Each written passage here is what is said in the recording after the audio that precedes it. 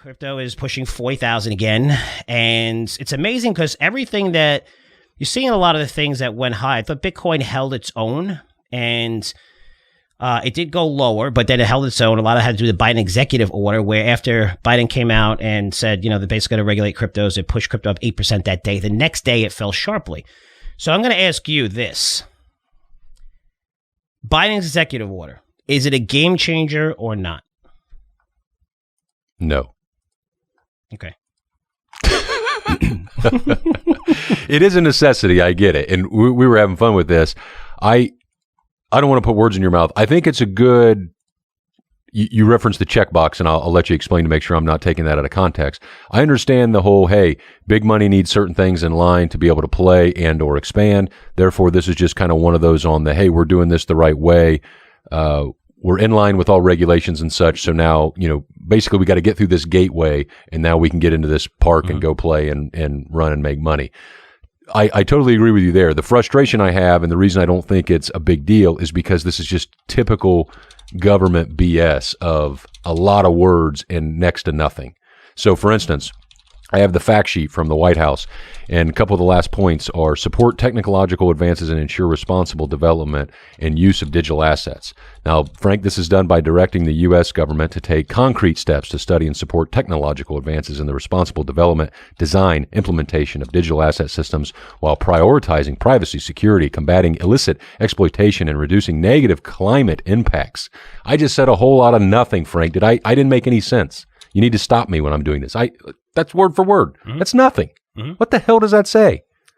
Zero. That's my problem. This is just part of the plan where government's get in the way, and hey, we're looking out for you. We're looking out for the little guy because you're too damn dumb. Bitcoin has gone from 0 to 40,000. All luck. You guys don't know what you're doing. Innovation can't continue. We have to step in. And then they're exploring this central bank digital currency, which I don't even want to rant about that right now. That's the worst idea of crypto ever. It's not crypto at all. It's just using technology behind it. But yeah, it's a good step from the checkbox. I'll let you elaborate on that. But outside of any meat in it, no. It's just window dressing right now, in my opinion. So the reason why the government is coming in now is because all the institutions are going to the government and saying, what's the deal? If they didn't care, the government would be like, whatever, because that's where the big money is. That's where the donations are. That's where the lobbying dollars are, right? So the fact that they want to come in this market is big.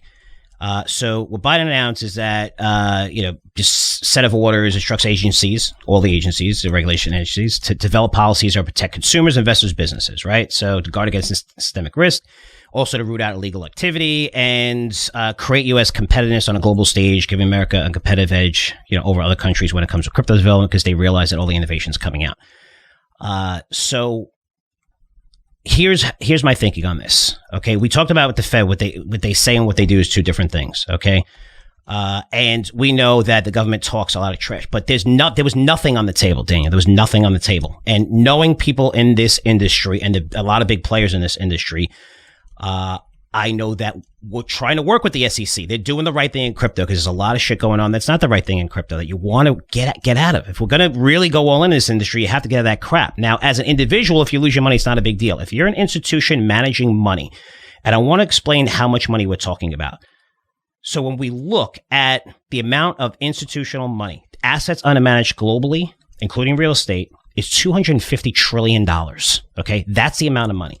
These guys have a fiduciary responsibility to not get into something because something goes bankrupt, all of them lose their job, they can get sued, they get crushed. They need some kind of framework. They need the government to come out and say this, just like the Fed came out and said 4 months ago that we're going to tighten and we are going to taper, stop buying bonds 4 months ago.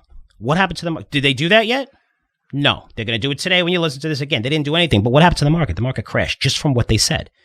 So what you say and what you do, again, are two different things. And I'm with you with the government when you want them as far away as business as possible. We could see it in almost anything that they do. I bring up the post office example all the time. I could bring up, Axon, which is Taser, which is a great example. The reason why that stock is so high is because of their cloud capabilities, because they have the cameras. It's not the Taser, it's the cameras.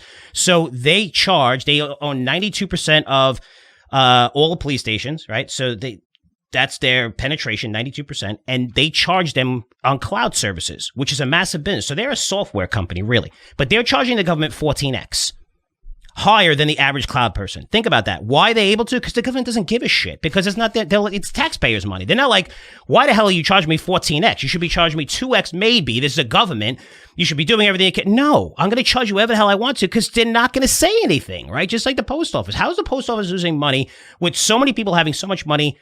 I mean, look at Amazon. Especially during COVID, holy cow! I have like 20 boxes at my door every time I freaking get home. How is the post office not generating tens of billions of dollars a year? It's because they're going to just pay whoever. They're going to just run. They don't care. There's no checks and balances. So I get it. Here's the big deal and why this is a massive, massive game changer. And I understand why Bitcoin was created. I understand no government, decentralization. I get it. But you need rules in place. And from the people out here in this industry, Daniel, that have went to the SEC didn't want to talk to them. And they talked to them to say, hey, is it okay if we, because the SEC didn't know. Now that you have this on paper, yes, nothing has happened yet, but it does check the box off, which we were talking about, where now you have this money. Now this money, a lot of this money could flow in because now if they're like, well, you lost it. Well, hey, the government said that they're going to come in with regulation. They're going to regulate this industry. Now they can build the infrastructure in order to support custody and so support this. Now, why is that a big deal? Because I'm split on both sides when I hear the diehards in crypto saying, how could you think this is good news? This is bad news. And these are people who all own Bitcoin who want to hold it forever. Because I'm going to be honest with you. And these are people that educated me tremendously. So I'm going to try to educate you on this. And I'm not being arrogant when I say this. If you're looking at 250 trillion in global assets under management, right? So if you're looking at Bitcoin and you want it right now at 40,000 and you're holding forever, it's going to go higher forever. It's $700 billion market cap. It will never, ever, ever get to a $10 trillion market cap unless you have institutional money coming in, which is Bitcoin going to 500,000, which is a forecast a lot of these people believe why they're holding it forever. If you really think, if you're holding Bitcoin to go to 500,000, you should love what happened. Not love it, because we know the government likes to fuck things up, when they get involved in business, but there has to be a framework where people feel their money is safe, just like it is at a brokerage firm. Just like if you're at E-Trade and you're buying all kinds of stocks, you feel fine. You're okay with that. It's not like, oh my God, the government's regulating or they're sending me, taxes and capital gains or what I made. That's what you need in this industry across the board because it's going to weed out all the bullshit. So if you're looking to hold an asset forever and Bitcoin forever and you don't want any government, or if you really don't believe in that, right? If you're like, well, I think this is bad news with the government, you should be selling some of your Bitcoin. You really should. Because holding an asset forever that has a ceiling is absolutely foolish. And it has a ceiling. It won't go any higher unless you have money coming in. And we're not talking about because you need an asset that's 100% scalable, has unlimited potential to grow. This doesn't have unlimited potential to grow. Okay, but it's not unlimited potential if it's limited mostly to retail investors and what? El Salvador and a couple of governments? Really? That's going to push it to 500,000? There's 250 trillion in global assets under management. Every one of those banks that are managed at investment firms, all of them across the board, I'm talking close to 100%, their clients want to get into alternative assets and Bitcoin. They're asking to get in. They want to get in. And when it comes to Wall Street, they're going to give what the people want, whether they get killed or not. And that's even Jamie Dimon. He doesn't believe in all this and whatever. And then all of a sudden you saw him say, well, now they have their own, get into blockchain, digital currency. They have to get in it because their clients want it. If not, they're going to leave that bank and go someplace else. So in order for them to get in, they need a framework. They needed the president to come out and say something like this. I know they didn't really announce anything, but the fact that they came out and acknowledged it is huge because now the institutions have a framework. We could start building this as we see the SEC get involved or whatever. Again, am I nervous about them getting involved? Of course. But I also know that in order for every investor to get in here, especially institutions at $250 trillion, you need framework here. And it's just to check the box, Daniel. It's just to check the box. Because I can tell you, you want another check the box opportunity, disclaimers on commercials. Or on anything. I mean, they have them up there for a second in its lowest print. You can't even frickin' see them, right? You can't see they're useless, but you have to have it on there for healthcare. And I'm not talking about it causes diarrhea. If you read that stuff, it causes depression, makes you have suicidal thoughts, causes gambling addiction. Have you seen that? That's on there. That's on these lists. And you know what? They check every box this way. No matter what anything happens to everybody, they're fine. And again, is it useless? Yeah. Is it going to result in people not taking something? Probably not. And it's in a disclaimer that has print that, again, I just started wearing glasses. Even if I wore the greatest glasses in the world and binoculars, I wouldn't be able to freaking read that. And it's up literally for 5 seconds. And it's like, 300 words. And not even 5 seconds, like 3 seconds at the end of a commercial. So it's important that they came out with this because now it's going to open the door for institutions to come in. I hear the argument that, okay, it's a government and they're just announcing shit or whatever, but the fact that they announce it allows these institutions to go forward with their plans. And when you're looking at 250 trillion, if you are a Bitcoin bull and a lot of those people want to hold it forever, I understand decentralization. If you want to go to 500,000, it's not going to go to 500,000. I know there's a limited supply. You still need people to buy at 40,000, 50,000, 80,000, 100,000. To go to 500,000 or higher, you need trillions to come into this market. That's institutions. And that's how you're going to do it. That's why this is a game changer. And now you have a market where a lot of these things have gotten nailed. It's providing great opportunities. I've said this before in this market, Daniel, and you'll probably agree with this. I've never seen a market where you could generate more returns. Is it risky? Yes. But I'm talking about 100,000% gains, 50,000% gains. And I'm not cherry picking like a Netflix if you bought it a long time ago or Microsoft, Apple 15, 20 years ago. This happened in the last 3 years. You could pick hundreds of tokens. Now you have the new generation of innovation, which is what? Which is decentralized finance. Again, that's a trend that's probably old to most people in crypto, but still massive, scalable opportunities impacting all businesses. You have security tokens, which we're in with our security token. You have NFTs, which is huge. Massive NFTs. And it's not just, kids selling bananas and monkeys. Forget it. It's ownership of your assets where you can get royalties, where you don't have to worry about sitting, all of our content being on all these platforms where they can pull it whenever they want, right? Whether it's Google, Apple, iTunes, or whatever, right? So now you have control. And you have the metaverse, which is incredible. And the amount of money, all the major technology companies, every single one of them, all the FANG names are all building out their platforms in the metaverse. So all this can take place and build, and this innovation, this is innovation. EV is not innovation. That was developed a long time ago. So is AI. So is, virtual reality.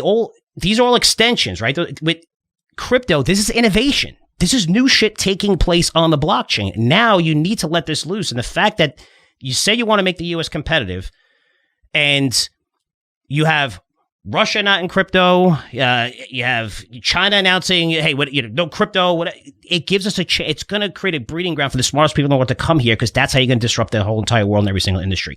This opens a door. Am I looking like at this as, no, could there be risks to this? Yes, we know it's the government. They may overstep, but you do need that in place in order for the institutional money to come in. And that's a big deal if you are long crypto. That was a long explanation, wasn't it? That was a little bit too long. Yeah. It's good. That was a little too I knew you were fired up about that. I enjoyed that. We had a good conversation to start. Yeah. The people in crypto, they educated me tremendously. And I understand this is why it was created, Bitcoin. It's Toshi, no government. There's a reason why it was created right in 2008, right? With the credit crisis. And I understand, but if you're holding it and saying I'm holding it on forever, you need institutional money to come into this thing in order to push it to a $10 trillion valuation from a $700 billion valuation. That's not going to happen without institutional money. It's not going to happen from El Salvador. It's not going to happen from retail investors.